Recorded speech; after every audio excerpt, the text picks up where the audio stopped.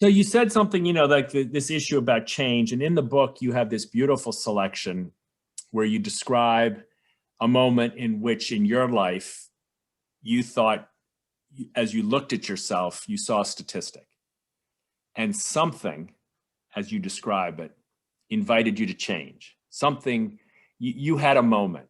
Can you tell us? I mean, I'm just so fascinated by the strength and bravery of that moment where you pivoted. Can you bring us back to that moment and help us understand how you had the strength to change? Yeah, it was sort of a twofold process. The first time I really noticed it was when I was 15. I moved out at 15. So I was paying rent and putting myself through school and was too young to drive. So I was hitchhiking in, to town in Alaska. My family background was abusive. My dad grew up in a wildly abusive home.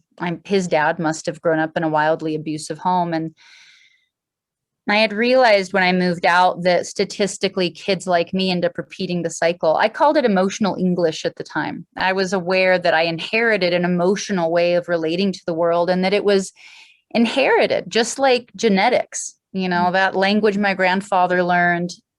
My dad knew it was painful. He didn't like being abused, obviously, as a kid.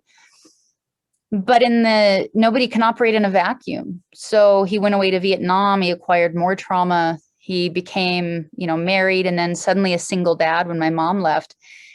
And words like trauma trigger and PTSD weren't really well-known words. And without healing, you will, our brains are these binary computers that we do what we're programmed to until we can figure out how not to. And so my dad repeated the cycle, much less so than his childhood. And so I was looking at that at 15 and going, I don't want to be a statistic. Is it hopeless for kids like me? Was I already programmed? Can I ever get to know my nature if my nurture was so bad? And I was very optimistic and very tenacious and thinking maybe I could find a way where I wouldn't become a statistic. And I did really good. I started taking notes. I had this little notebook I called my happiness project.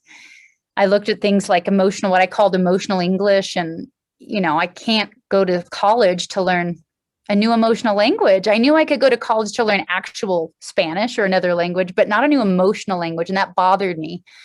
And so I set off on this mission to try and learn a new emotional language by studying other people, taking notes, seeing behaviors in other people I liked. And then fast forward 3 years, I'm working to support my mother who's sick in San Diego. My boss takes me aside one day, propositions me, and when I won't have sex with him, won't give me my paycheck. I go tell my mom we're getting kicked out because we can't pay rent, and we start living in our cars.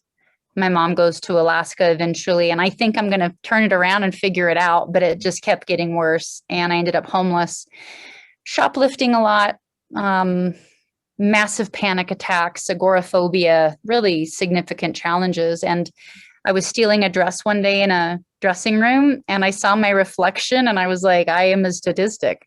And, wasn't that long later, 3 years later, and here I was homeless and stealing and having panic attacks. And it didn't take, much intelligence to realize I would end up in jail or dead. And sometimes when your back's against the wall like that, the decisions become very clear. I don't even know if it takes a lot of strength. I asked myself, do I want to kill myself? And I didn't. So if you don't, you better make a plan for doing something different today if you want to feel different tomorrow. And so I started experimenting, and that's when I started really just hitting a different gear of observation and curiosity and using that as a gateway to see if I could rewire my mind, basically.